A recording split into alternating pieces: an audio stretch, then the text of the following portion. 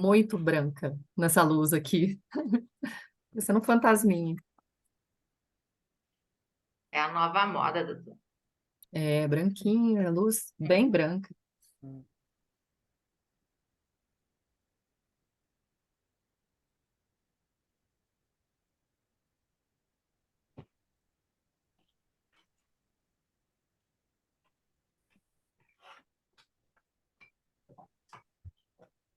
Boa noite. Estamos abrindo Boa aqui noite. o Zoom para os participantes do nosso encontro de hoje, da reunião da Comissão de Estudos em Compliance da OAB Campinas.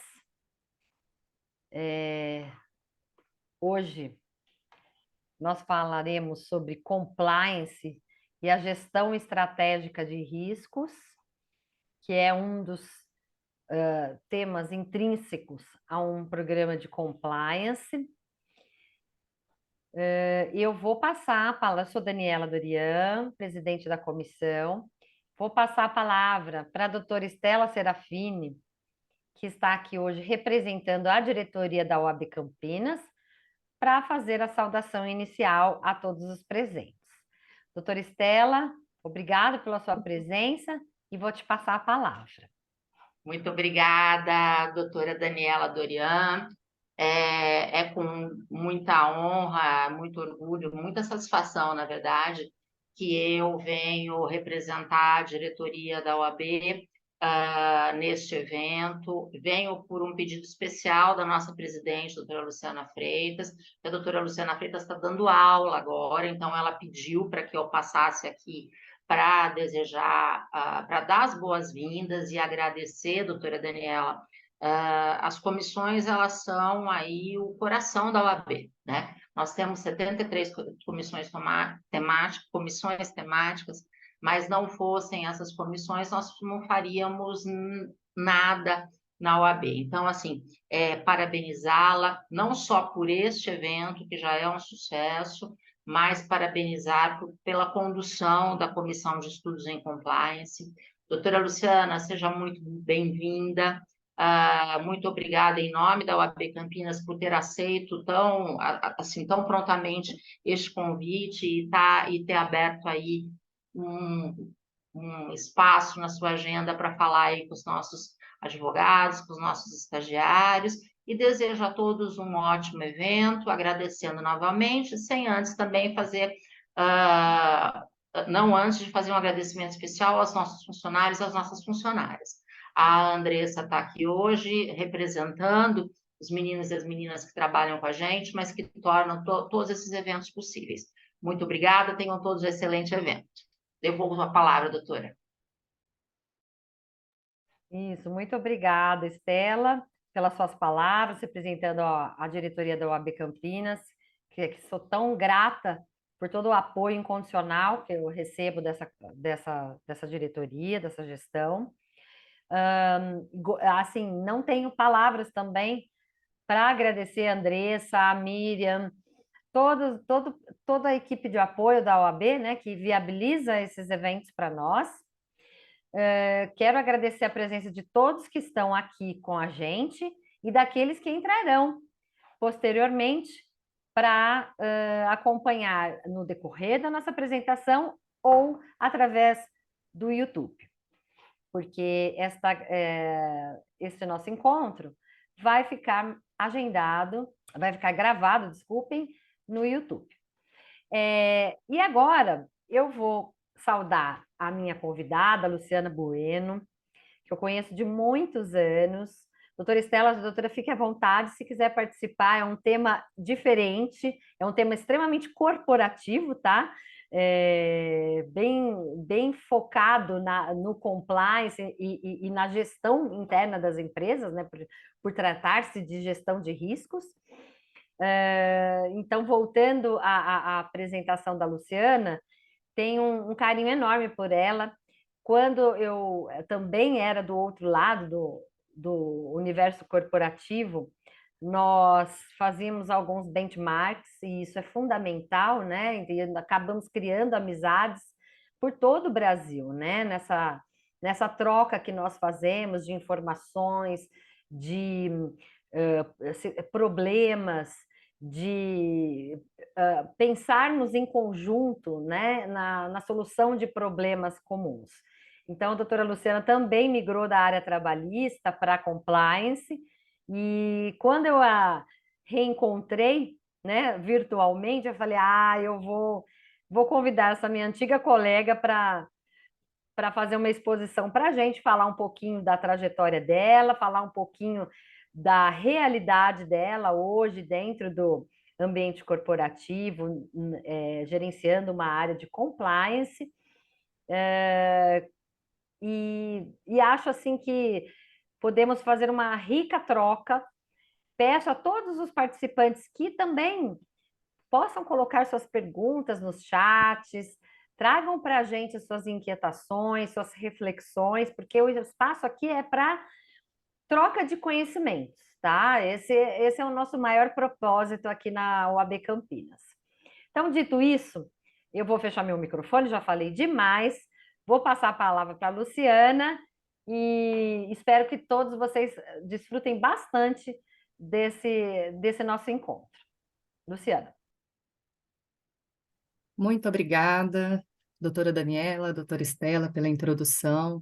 Obrigada, né, ao AB Campinas, à comissão, pelo convite. Eu acho um prazer, gente. Eu falo todo mundo que me convida para falar, para bater um papo, para fazer um benchmarking, para compartilhar, eu sempre aceito, porque eu acho que, muito mais do que levar alguma coisa, eu sempre saio com experiências riquíssimas. Então, eu só tenho a agradecer por esse convite. Eu acho essencial essa troca.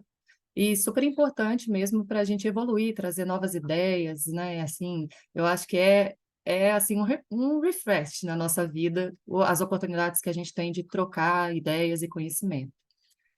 Falando um pouquinho, né? Primeiro, boa noite, meu nome é Luciana, eu sou gerente de ética e conformidade na VLI Logística.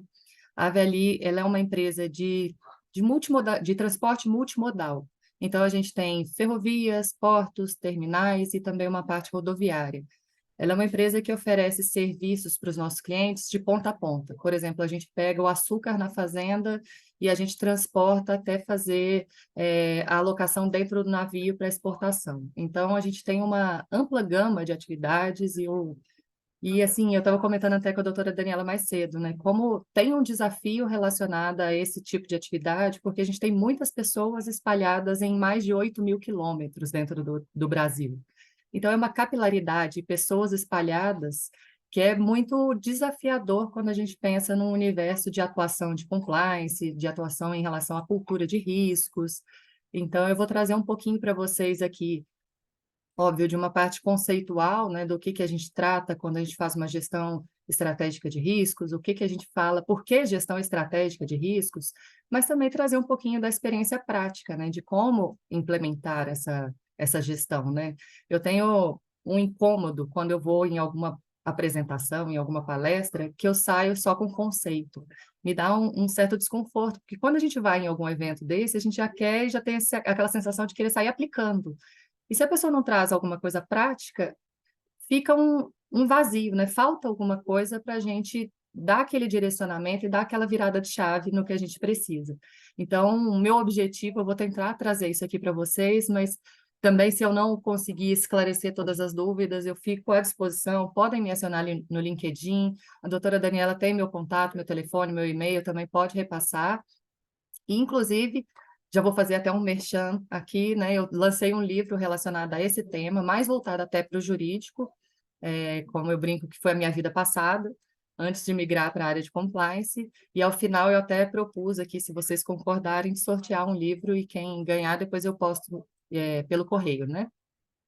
Mas, assim, eu sou advogada de formação, a vida inteira, praticamente, aí minha trajetória é dentro da área corporativa, então sempre trabalhei em grandes empresas e empresas variadas, de construção, indústria, agora na logística, então eu tenho uma experiência variada de atividades, né, dentro das empresas onde eu atuei, o que ajuda um pouco nessa percepção de uma visão holística, uma visão sistêmica de riscos, né? A gente quando vai analisar risco, a gente tem que começar a pensar não somente naquele ponto do risco que você está analisando, mas também o impacto que ele vai gerar para o todo, para o negócio. Por isso que a gente fala em gestão estratégica de riscos, porque a gente vai aliar todos esses conceitos para analisar o impacto e as oportunidades que são geradas. E aí, introduzindo um pouquinho o tema, né? Eu queria começar com uma frase que eu acho que é super relevante no contexto de gestão de risco, que ela fala que as empresas mais bem-sucedidas em qualquer ramo de atividade, elas alcançam esse status não evitando o risco, mas detectando e explorando em proveito próprio. E quando a gente fala isso de detectar e explorar em proveito próprio, muitas vezes as pessoas sentem um receio desse conceito, porque normalmente o risco ele é associado a perigo, ele é associado à ameaça, e não a uma visão de oportunidade. E é isso que eu quero trabalhar com vocês aqui hoje. Mas trazendo um conceito histórico, assim, né, uma visão desde por volta de 2000 anos antes de Cristo, é quando a gente tem uma das primeiras evidências históricas do surgimento da preocupação, do estudo, da análise de risco, né? Ali remonta à Grécia clássica, o Império Romano. Mas se a gente for parar para analisar, a maior parte da história da civilização, ela conta com uma análise de risco versus sobrevivência, uma análise de riscos versus recompensa, sempre analisando assumir os riscos em contraponto àquilo que a gente vai ganhar em relação a ele, né? Isso tudo ao longo dos anos. Então, isso pode ser constatado, por exemplo, quando a gente pensa na situação dos homens das cavernas, que, se por um lado ele corria riscos, ele conseguia obter alimentos e ele teria sobrevivência. Mas se por outro ele ficava com medo e se abstinha de correr determinados riscos, ele morria de fome. Também no caso, por exemplo, da navegação mercantil, em que naufrágios, tocaias, né, piratas, em contrabalanço ali com as recompensas de conseguir trazer uma carga ao retornar da viagem e vender aquilo, a recompensa financeira compensava os riscos. Mais recentemente, a gente pode fazer essa análise de riscos versus recompensa quando a gente pensa, por exemplo, em investimento financeiro. Quando a gente investe em ações que são mais arriscadas em contraponto a títulos de dívidas, porque as ações podem gerar mais retorno financeiro a longo prazo.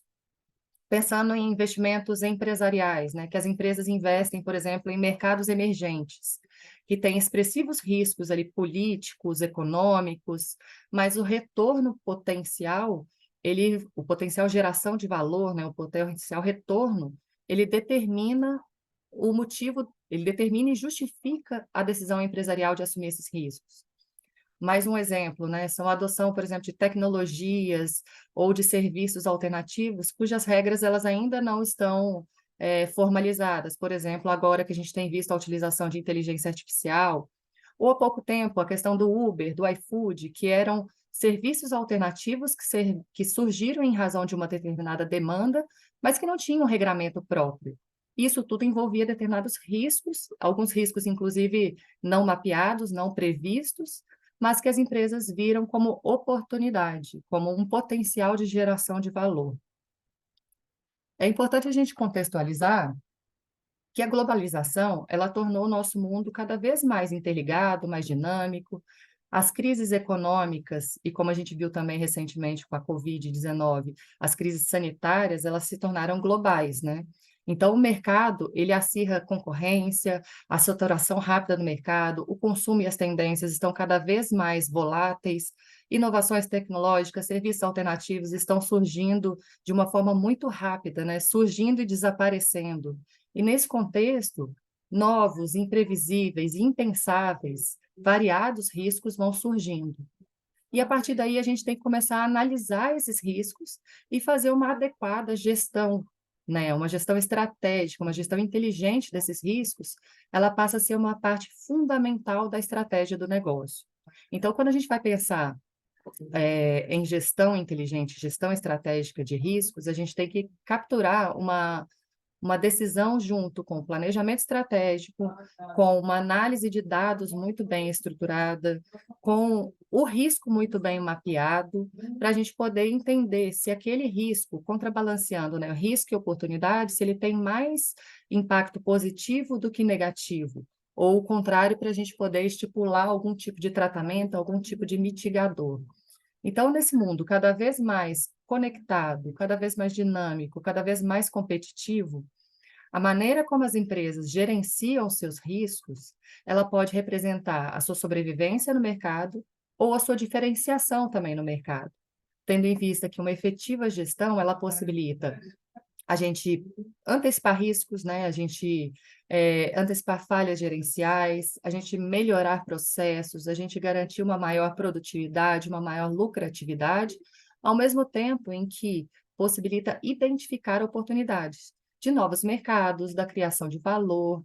Então, a gente tem ali uma dualidade quando a gente pensa em risco, tanto de um ponto de vista de ameaça, né, de perigo, quanto também de oportunidade, de uma possibilidade da gente identificar ali que aquele risco ele tem um potencial de geração de valor e que, às vezes, assumir determinados riscos é vantajoso. E aí, quando a gente pensa nessa análise de risco, né, falando ali que instintivamente o risco ele é associado à ameaça, a perigo, normalmente as pessoas, o ser humano, né, de um modo geral, ele assume três vertentes quando ele pensa em riscos.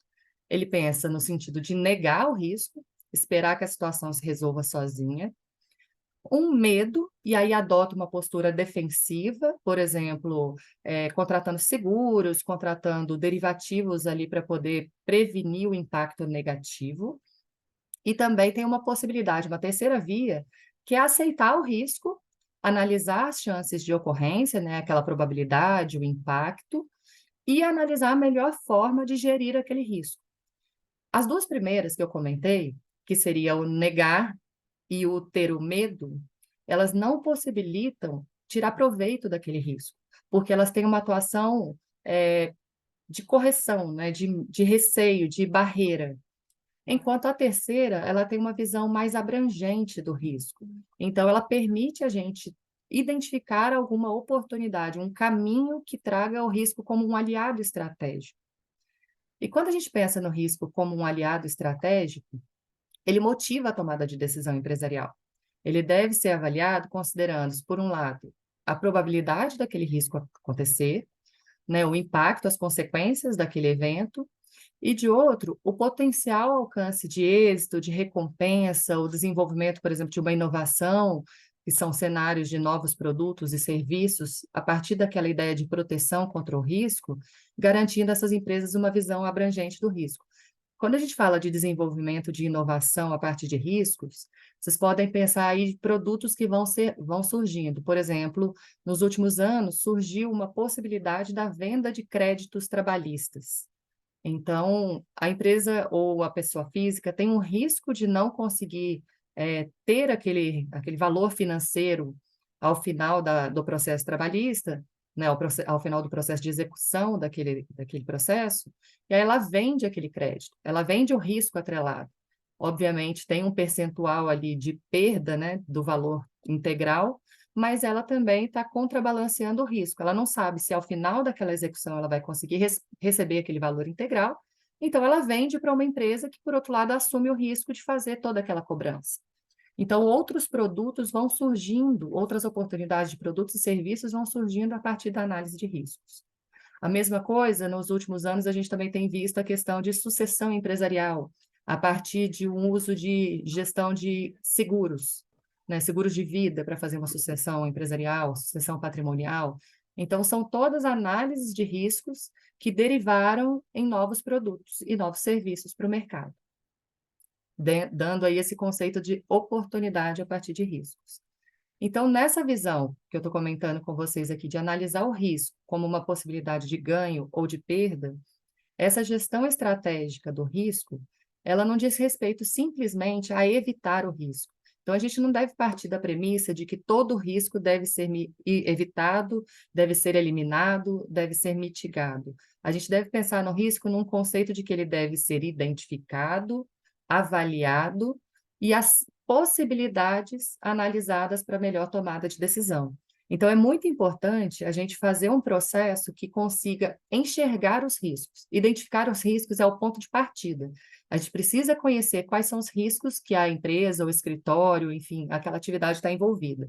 E aí, desde riscos, por exemplo, macroeconômicos, que vão afetar. Então, por exemplo, um aumento dos juros, um aumento de uma taxa, algumas questões macroeconômicas, um aumento do dólar, que vai influenciar em alguma questão do negócio, como também riscos específicos do setor, né, do setor, por exemplo, um setor regulado, que surge uma nova legislação, por exemplo, vamos dar um exemplo aqui de plano de saúde, vamos supor, é um setor muito regulado, surge uma nova legislação que pode impactar o valor da mensalidade daquele plano de saúde, é um risco para o negócio.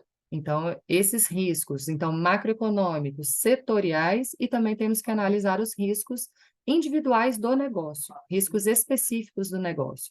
Então, a gente tem categorias de riscos que devem ser analisados, e existem ferramentas, né, que são técnicas para poder fazer essa identificação de riscos, e aí depende um pouco do contexto de cada empresa, de cada área que vai ser analisada. Existe inclusive uma norma ISO, que é a 31010, que traz essas técnicas. Então, tem brainstorming, tem checklist, tem bullseye, tem árvore de decisão, tem a espinha de peixe. Então, tem uma série de técnicas que podem ser utilizadas para fazer tanto a identificação, quanto a análise, quanto a avaliação do risco. A partir dessa identificação, análise e avaliação, a gente tem que tratar aquele risco, né? E aí o tratamento ele envolve uma série de outras decisões. Mas só dando um passo atrás, né? Então, quando a gente fala de gestão estratégica de risco, a gente está falando de uma visão integrada de riscos, mais planejamento estratégico, mais governança corporativa, mais conformidade, né? Que é a legislação que é aplicada àquele negócio, àquele setor, mais controles internos. Controles internos é exatamente aquilo que traz a barreira para o risco. Quando a gente identifica um risco, a gente pode mitigá-lo por meio de estratégias de controles. Então, quando a gente fala, vou dar um exemplo aqui de compliance mais especificamente. A empresa que eu trabalho, ela é uma empresa ela é uma concessão, né? Então, ela tem uma concessão de uma ferrovia que é do poder público. Então, a gente tem um relacionamento com o poder público rotineiro. E esse relacionamento com o poder público traz um risco atrelado relacionado à corrupção. E como que a gente estabelece barreiras, né? Como que a gente estabelece controles para evitar que esse risco se materialize? A gente, por exemplo, dentro das nossas regras de relacionamento com o poder público, as pessoas que fazem o relacionamento, elas só podem fazer reunião com o poder público com a presença de 2 pessoas, para que a gente sempre tenha ali uma testemunha, para que iniba ali um pedido de corrupção, né, um pedido de propina, um pedido de alguma vantagem indevida. A gente sempre, a cada uma dessas reuniões, tendo 2 pessoas, a gente também tem, as pessoas que fazem esse relacionamento, tem que registrar isso dentro de um aplicativo que a gente tem desenvolvido para isso. Então, a pessoa vai colocar lá, na data tal, eu realizei uma reunião com o prefeito, por exemplo, da cidade de Campinas, e nós tratamos X, Y, Z, e ficou deliberado isso, isso e isso. E as pessoas que participaram foram essas, essas e essas. Então, é uma forma de controle que a gente vai colocando, ter 2 pessoas na reunião, fazer o registro da reunião. A gente faz treinamentos específicos que são, digamos assim, controles a nível de instituição, né? Então, tem treinamentos para essas pessoas que realizam o relacionamento com o poder público. Tem treinamento do Código de Conduta Ética, que é estabelecido para todas as pessoas. Então, a gente vai estabelecendo ali controles para poder justamente mitigar alguns riscos que são considerados negativos, né? Porque sempre o risco tem os 2 vieses. Como eu estava destacando mais o de possibilidades, de oportunidades, vou fazer o contraponto que existem aqueles riscos que são de impactos negativos e que a gente precisa trabalhar num tratamento para minimizar o impacto daquele risco. A gente não deve nunca pensar que uma gestão de riscos ela deve eliminar 100% dos riscos, porque isso é muito, muito, muito difícil. Para falar a verdade, é quase impossível a gente eliminar todo e qualquer risco, porque a própria atividade empresarial, ela pressupõe riscos, né? A vida humana, ela pressupõe riscos. No nosso dia a dia, a gente está o tempo todo sujeito a uma série de riscos. Então, a eliminação completa dos riscos, ela não seria possível, ela não seria factível. Mas a gente tem um viés ali de mitigação, né? Que é de diminuição do potencial, do impacto ou da probabilidade, quando a gente vai tratar.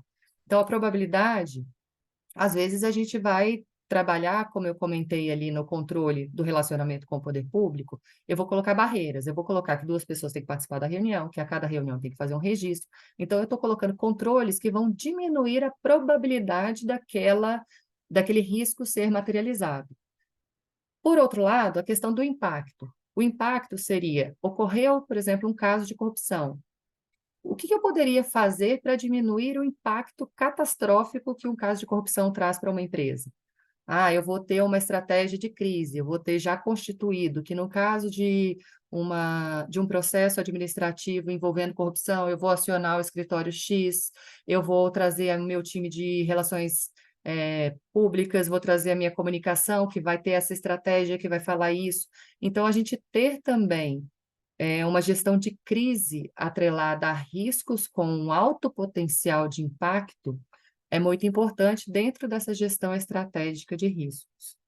Então, se a gente for pensar assim numa linha lógica, né, de como fazer uma gestão estratégica de riscos. Primeira coisa, analisar o contexto que você está inserido. Então, quando a gente fala em analisar o contexto, pensa sempre naquela matriz SWOT. Eu acho que é uma ótima ferramenta para a gente enxergar contextos. Porque a matriz SWOT ela vai analisar um contexto interno, a sua empresa, e um contexto externo, que são, por exemplo, igual eu comentei, questões macroeconômicas mundiais que vão afetar o negócio.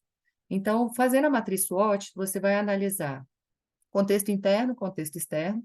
A matriz SWOT, gente, para quem não conhece, é também traduzida, né, para o português na matriz FOFA, né, que é o forças, fraquezas. Não sei se vocês conhecem essa matriz, mas ela é bem bacana para a gente aplicar não só num contexto de gestão de riscos, mas para analisar como que está, para fazer um diagnóstico, por exemplo, de um processo, para fazer um diagnóstico de um departamento jurídico, para fazer o diagnóstico de gestão de riscos.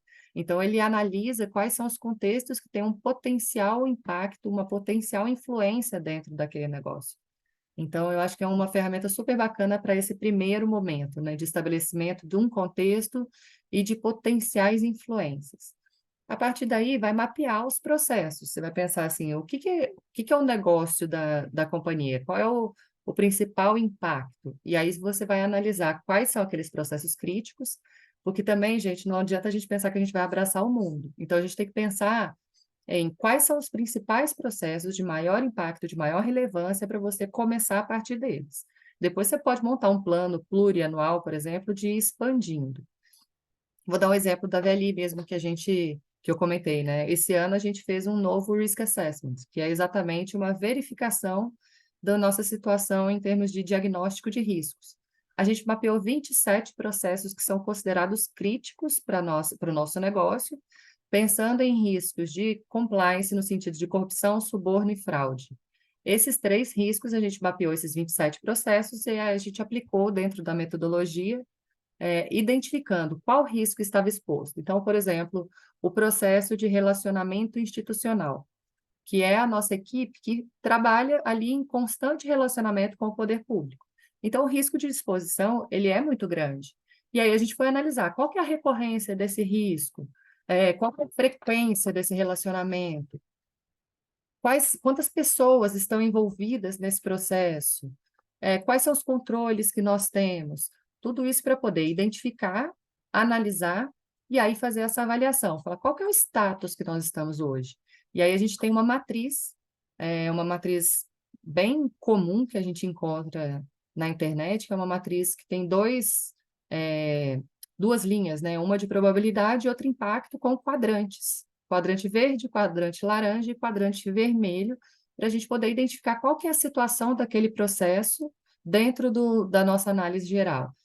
O quadrante ficou ali no verde, então ok, a gente tem um risco bem controlado, um risco que não tem um grande potencial de um impacto. Mas ele está ali no quadrante laranja. Para isso, a gente precisa montar um plano de tratamento. A gente vai tentar ali mitigar esse risco, a gente vai assumir esse risco pode se tornar uma oportunidade, então a gente vai avaliar o risco nesse contexto de o que fazer com ele, né? De como tratá-lo. O quadrante vermelho já é aquele caso mais crítico, que o potencial de probabilidade e de impacto é muito grande e a gente tem que trazer ele ali como prioritário para a gente tratar. Então, pensando assim, etapas. Primeiro, estabelecer o contexto, né? Analisar o contexto geral que aquele negócio, aquele departamento, aquela empresa está inserido. Identificar os riscos, os potenciais processos, né, mais críticos. Aí, a partir daí, você vai analisar os riscos que estão envolvidos nesse processo, avaliar a questão de probabilidade e de impacto, e aí você vai ter uma visão para fazer um tratamento desse risco. E o tratamento, ele pode envolver prevenção, então a gente vai mudar um processo para que aquilo não aconteça mais, a gente não vai iniciar um determinado negócio novo, por exemplo, a empresa está desenvolvendo, está pensando em lançar um novo produto. A análise de riscos foi tão ruim, foi tão crítica, que talvez não valha a pena a gente continuar com esse produto, vamos pensar em trabalhar de outra forma. Então, tem a possibilidade de prevenir, tem a possibilidade de correção, e aí, nesse caso, a correção ela envolve uma atuação corretiva mesmo, a gente vai mudar o processo, a gente vai mudar a forma que ele está sendo analisado, que ele está sendo transmitido. A gente pode compartilhar o risco, então, em alguns casos, por exemplo, de coberturas securitárias, a gente está compartilhando o risco, a gente está contratando um seguro para poder, caso aconteça algum evento de materialização negativa do risco, a gente ter ali um valor financeiro que vai ajudar a compensar essa perda. A gente tem a possibilidade de transferência do risco, como eu comentei lá atrás do crédito trabalhista, então a gente tem um risco associado a não receber aquele valor, a gente pode transferir o risco, ou então assumir aquele risco que quando a gente identifica aquela potencial oportunidade atrelada a ele. Então, tem uma série de possibilidades de tratamento do risco que envolve todo esse processo de análise. Então, em linhas gerais, assim, a possibilidade que a gente tem dentro da gestão de riscos é olhar o risco de uma forma mais abrangente, em termos de impacto de negócio. E, a partir daí, decidir qual vai ser a estratégia que a gente vai seguir. Eu estou falando sem parar, gente, não sei se vocês estão com dúvida, se tem uma dúvida até, às vezes, conceitual, mas eu também falei aqui sem parar e não falei um pouco do que é considerado risco, né? Quando a gente pensa em risco, se for pensar até num conceito da norma ISO, ela fala que é o efeito da incerteza no objetivo empresarial. Então, o risco, ele envolve algo que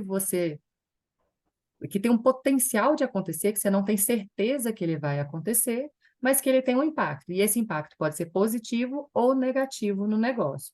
Então, quando você pensa em risco, é um evento incerto. Ele ainda não se materializou, mas você tem ali um entendimento de que ele pode acontecer. E a partir desse pode acontecer, ele tem aquela potencial positivo ou negativo. Vocês tem algum ponto, gente, de dúvida? Posso ir contando mais, seguindo, Pode falando? falar, tá ótimo. Você está bem didática, então isso faz com que talvez não surjam tantas dúvidas assim nos participantes. Mas aproveitando que você abriu a palavra, Luciana, eu queria entender, no caso da sua empresa, você falou que você refez a análise de riscos, né? Isso. E qual é a periodicidade que vocês fazem essa análise de riscos, né? Ou que vocês revisitam os riscos?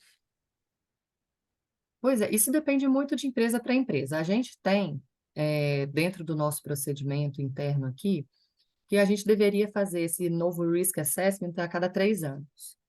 Mas todos os anos a gente reavalia, de um modo geral, a nossa matriz, porque é um processo contínuo, né? A gestão de riscos, ela é viva.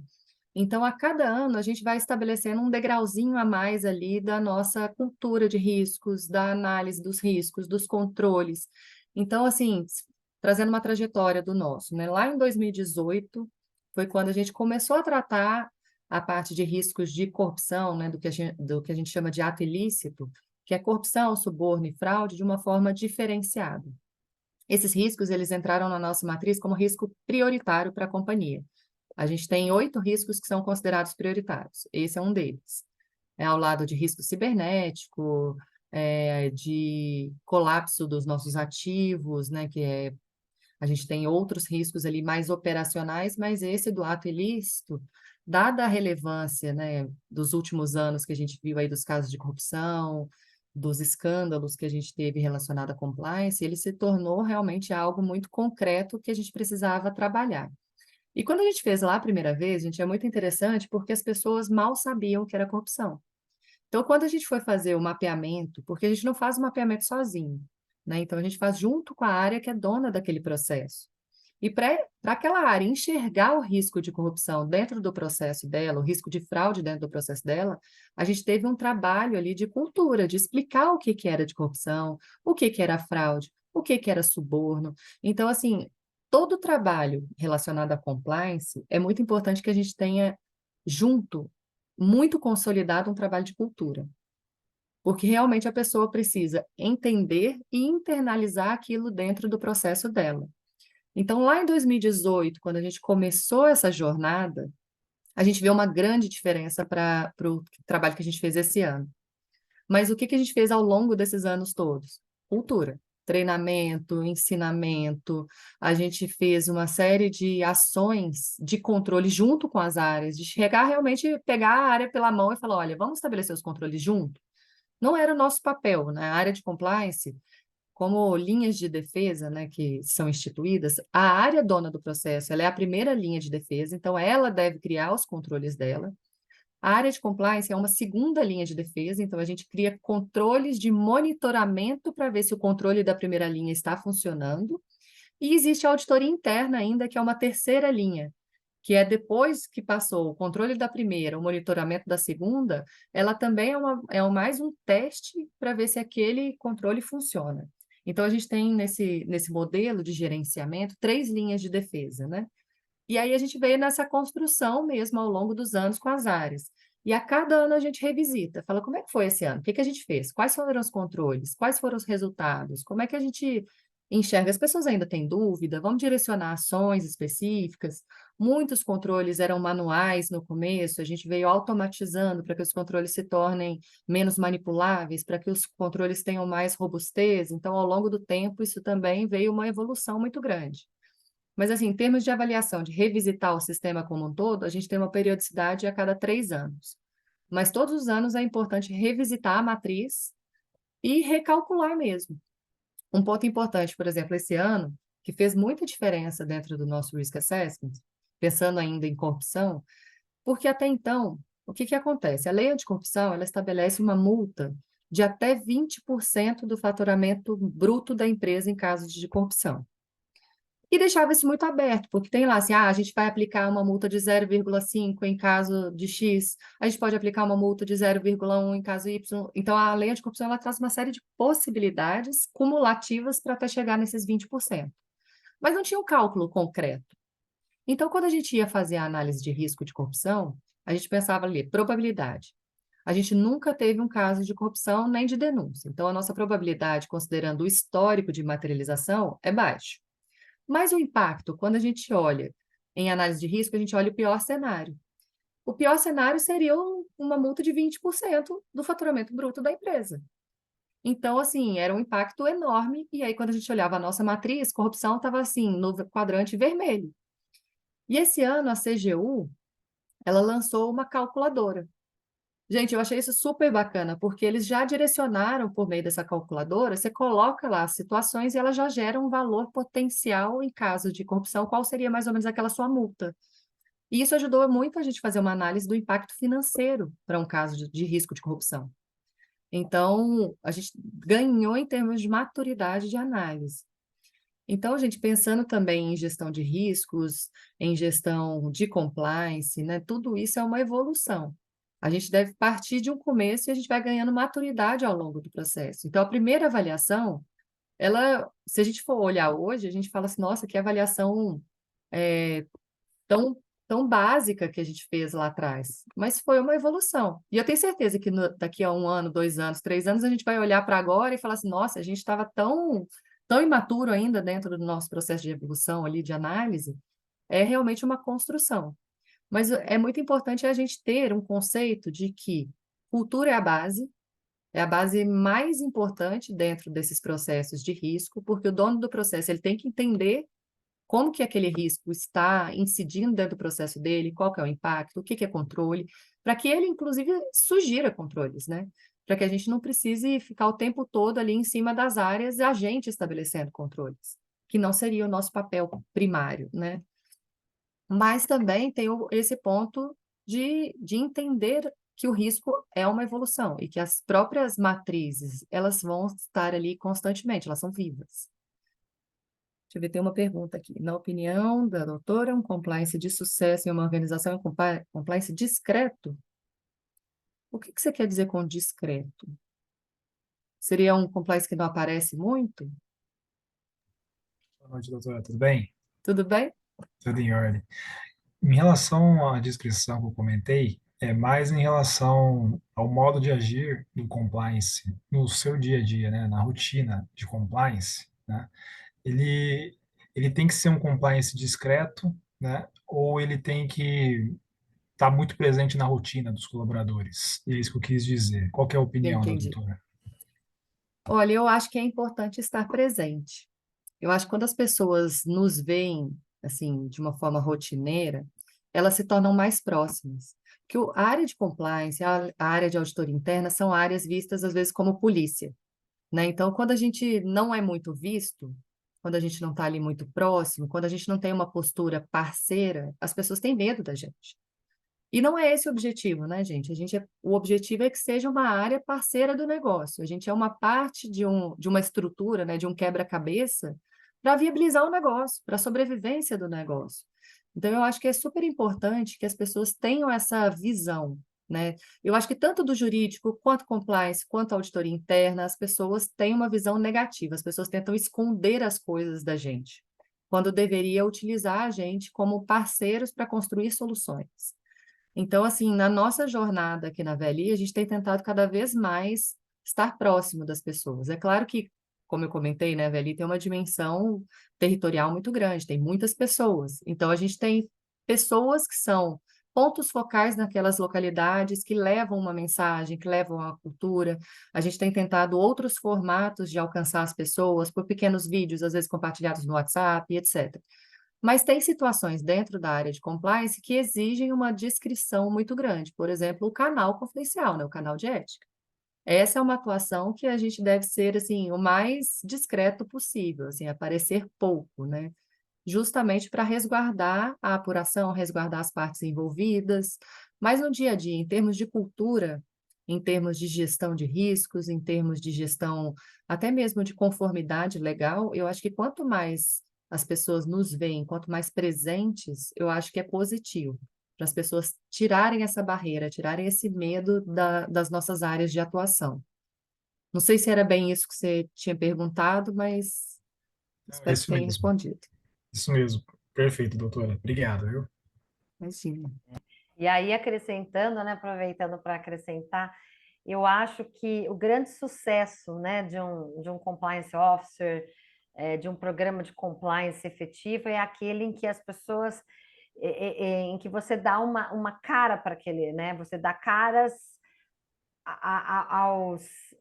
aos nomes envolvidos, né, para que todos saibam, inclusive, possam se consultar, possam sugerir inovações, possam realizar consultas em relação a um contrato, a uma negociação, qual o melhor caminho a ser seguido, a um novo controle interno. E eu acho isso fantástico. Aproveitar, né? Essa pergunta dele foi muito rica, porque às vezes a gente fala assim, não vamos aparecer porque pode criar uma imagem de que a gente está, o compliance officer, a gente não, né? Mas o compliance officer, ou a pessoa, o responsável por compliance dentro da empresa, está travando negócios, dificultando a operação, dificultando o crescimento da empresa, e é muito pelo contrário. O caminho é totalmente inverso. Se você quer crescer de uma forma sustentável, de uma forma que você saiba para onde você está indo, de fato gerenciando, porque aquele que, aquele que gerencia deve medir, né? Não se gerencia sem medir. Você sabe para onde você está indo, você sabe onde você está pisando, você sabe, né, fazendo uma avaliação de riscos, a, a, qual é o rumo que você deve tomar, quais são os caminhos a serem seguidos pela empresa para mitigar aquele risco, ou para compartilhar aquele risco, ou para aceitar aquele risco, se for o caso, mas aquilo lá já, de uma certa forma, já vai estar é, contingenciado, né? Então, eu acho a riqueza, né, de tudo que você está trazendo, com base na pergunta dele, eu acho que traz uma mensagem importante aqui para todos que estão ouvindo. Por favor, Luciana, pode continuar. Vamos lá. E como eu estava comentando, gente, eu acho que existem coisas que vão surgindo, né? Eu queria aproveitar e compartilhar com vocês uma experiência nova que a gente teve há pouco tempo. Como eu comentei, o contexto, né, mundial, ele influencia muito as nossas atividades. No ano passado, com a questão da guerra, né, da Ucrânia, surgiu uma nova atividade, gente, para a gente fazer aqui, e que foi, assim, um desespero, porque começou a ter muita sanção internacional. E como eu comentei, a VLI é uma empresa de multimodalidade, e a gente tem portos. E começaram a aportar navios da Rússia, navios com produtos que eram sancionados, e é um emaranhado legislativo, porque tem regra dos Estados Unidos, tem regra da União Europeia, tem regra do Canadá, tem regra da Suíça, tem... Assim, é um emaranhado que você tem que sair consultando, não tem um lugar específico, um repositório, e a gente não sabia qual era o limite, o que que a gente tem que analisar, e a gente, como eu comentei, assim, a Veli, ela tem portos, mas ela também tem portos em parceria, por exemplo, com a Vale, e a Vale falou para a gente, falou, "Ó, vocês não vão aportar nenhum navio aqui sem fazer um compliance de sanções internacionais." Então, surgiu um novo risco atrelado ao nosso negócio em razão de uma situação macroeconômica, política mundial. Então, assim, são situações que trouxeram um momento ali muito caótico, porque a gente teve que fazer uma análise, identificar, analisar e avaliar aquele risco um pouco sem informações. Então, quando a gente tem uma base de informações, é muito mais fácil, né? Então, a gente ficava ali, ficou com bastante medo de fazer inicialmente aquela análise de risco mesmo, falar, olha, pode aportar o navio que está tudo bem. E se depois não tivesse, né? E se tivesse uma sanção? Porque a questão da sanção internacional, ela é uma cadeia. Se eu aportar um navio aqui que está sancionado, eu posso ser sancionado, os meus acionistas podem ser acionados, os investimentos, né, os contratos de financiamento que a gente tem com bancos internacionais, eles podem ter todo o seu vencimento antecipado. Então, assim, do dia para a noite pode cair uma dívida bilionária no nosso colo, por uma decisão que a gente tomou de análise de risco. Então, assim, a análise de risco também é algo, se a gente for pensar assim, muito sério. A gente tem que fazer com muito critério, porque o impacto também pode ser muito grande, né? Mas contando esse caso aí, deu tudo certo, aprendemos no meio do caminho, mas foi bastante desafiador. O que naquele começo a gente demorou 9 dias para liberar um navio, gente, que é uma coisa absurda, porque o navio já estava vindo, né? Já estava chegando aqui. Como é que a gente para um navio no meio do caminho? Hoje a gente faz em menos de 24 horas. E isso tem um impacto muito relevante para o nosso cliente, porque o cliente ele contrata frete para trazer esses navios.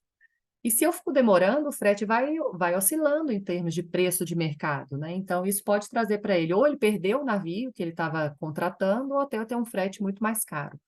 Então, pensando na lógica, né, de analisar o risco de um ponto de vista estratégico, é sempre também olhar para o negócio, né? A gente tem que fazer uma análise de riscos, contrabalanceando ali oportunidades, impactos negativos, ameaças, mas também olhando para o negócio, olhando para o impacto como um todo. Então, esse foi só um caso à parte aqui que eu me lembrei em relação a situações novas que vão surgindo, né? É muito dinâmico. Então, você pensar que uma guerra na Ucrânia vai trazer um impacto que vai te criar um processo novo de repente. Então, é algo bem, bem bacana aí também para a gente compartilhar. Se alguém, inclusive, estiver vivendo essa situação, pode me procurar, porque a gente aprendeu e foi bem bacana. E ainda queremos trocas, porque é um tema muito novo, muito, muito vivo também, né? Toda hora está surgindo uma sanção nova. Então, gente, pensando em termos de gestão de riscos aí, eu acho que em linhas gerais era o que eu tinha para trazer para vocês. Estou até pensando aqui por causa do tempo, se deixar eu vou falando sem parar, porque esse é um tema que eu gosto bastante. Mas eu queria também fazer o sorteio do livro. Aí, doutora Daniela, não sei como é que a gente pode fazer, só fazer, não dá para enxergar porque está com...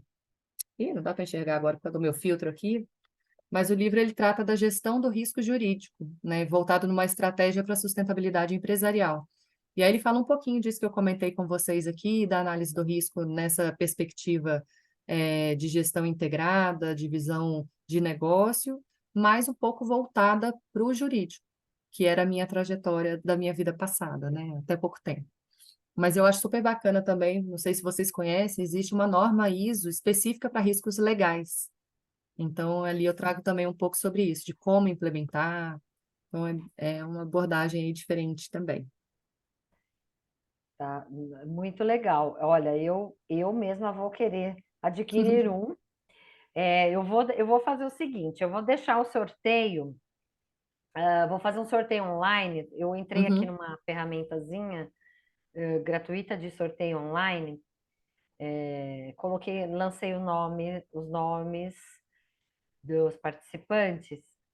Vou dividir essa minha tela aqui para vocês acompanharem o sorteio online. Aí, doutora Luciana, se você quiser me encaminhar o livro, e depois eu direciono para a pessoa, ou Se você a pessoa fica, quiser já disponibilizar o endereço, eu posso ir direto para ela. tá, Tanto fica à faz, gente, o que vontade. vocês preferirem. Para mim também, tranquilo.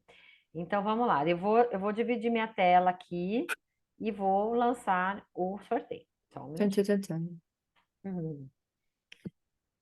Eu preciso. Deixa eu ver se está liberada aqui. Eu não tô com acesso. A Andressa. Andressa? Andressa? Só um minutinho, por favor. Ela está no silencioso. Ela acompanha mais remotamente aqui, deixa eu ver.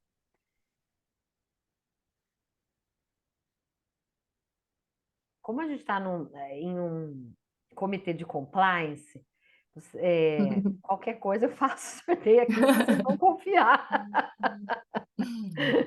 Vão confiar na, na.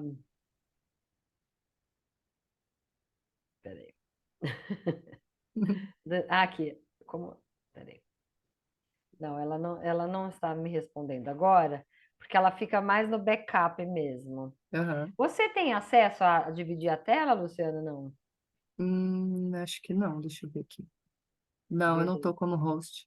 Não, né? Não, mas Não, é só ela que está. às vezes ela tá.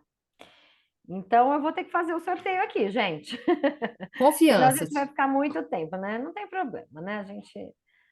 A gente está aqui né, no ambiente de confiança. no ambiente de confiança. Então, lancei os nomes aqui: Ana Tereza, Angelita, Lucas, Isabela Fiocchi, Isabelle, Maria Cecília Miguel, Viviane Cabral e Renata Lima. Tchananã, sortear nomes. Resultado: Lucas. Olha, Lucas foi. Olha, o Lucas foi quem ele fez a fez pergunta, a né? Lucas, pergunta. Lucas, você está aí? Ih, acho que o Lucas saiu. Lucas Bem na saiu. hora do livro. Então eu acho que eu vou precisar. Não, assim, ele teve uma comunicação, uma participação, eu acho que não seria justo, né? Porque ele saiu agora só no finalzinho. O É, que você acha, doutora Luciana? eu acho que pode deixar o Lucas mesmo. Vamos deixar, tá. Então, coloca, olha, tá Mas pedindo para depois você eu vou colocar o precisar do título do endereço livro. dele. É, eu Vou peço escrever aqui, aqui, ó. vou colocar no grupo da nossa comissão, para que ele coloque o endereço dele, tá? E, bom, então vamos fazendo o encerramento aqui. Se alguém tiver alguma pergunta, pode levantar a mãozinha para perguntar para a doutora Luciana. Eu entendo, assim, que, de um modo geral, eu acho que a gente teve uma discussão boa, bastante prática. Você trouxe alguns riscos levantados dentro da sua empresa, né? Quando eu trabalhava no departamento jurídico, nós tivemos eu sempre tive um viés de compliance muito grande, porque eu não me contentava somente em dar o conselho jurídico do que deve ser feito, mas em como fazer aquilo e como perseguir para aquilo chegasse num resultado final, né? Então, por isso que para mim o compliance sempre fez muito sentido. E eu acho que é isso. Quando a gente está falando em análise de riscos, isso vai ter ele vai reverberar, né, em questões jurídicas, mas em outras questões que não são jurídicas também, né? Então, para o pessoal que é advogado aqui de escritório, que está envolvido com compliance, mas por um viés mais de escritório, talvez como consultores jurídicos seja necessário dar o apoio no amparo jurídico, né? E a empresa vai conduzir internamente aquela análise de riscos, a não ser que esteja como escopo do escritório trabalhar também junto com a empresa na análise dos riscos. Às vezes também porque a empresa não tem braço, não tem equipe suficiente, não tem o expertise necessário, então isso também pode acontecer. Então, puxando um pouquinho, né, sobre a atuação do advogado, né, dentro de uma análise de riscos e de um programa de gestão integrada, eu trago esse ponto de reflexão. Ô, Lucas, Voltou aí, você ó. está aí ainda? Coloca o seu endereço no particular para a doutora Luciana. Ele caiu. Eu acho que ele está caindo. Oi, voltei aqui. Você Realmente, saiu e momentaneamente você foi sorteado para ganhar o livro. Olha que legal. olha, Voltou a tempo. que bom. A energia da minha casa aqui, ela caiu. Que bom que voltou a tempo a internet. Eu só preciso depois do seu endereço.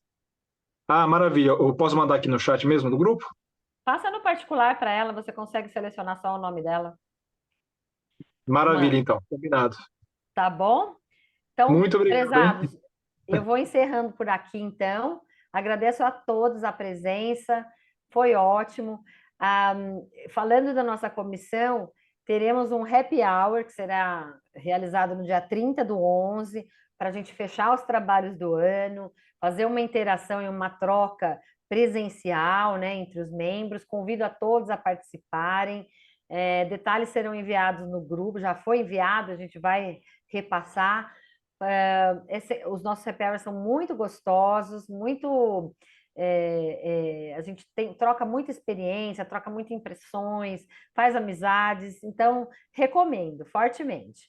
E, doutora Luciana, mais uma vez, muito obrigada pela sua disponibilidade, foi um prazer enorme e quero ouvir de você numa outra oportunidade, falar sobre a inovação, né, que é um tema também que você traz muito bem, né, que é sobre inovação em compliance. Então, quem sabe, né, numa próxima oportunidade, a gente também consegue fazer uma roda de conversa sobre esse tema. Tá bom? Muito Pode me obrigada, convidar boa que eu tenho o noite. maior prazer. Muito obrigada, gente. Boa noite. Boa noite. Boa noite.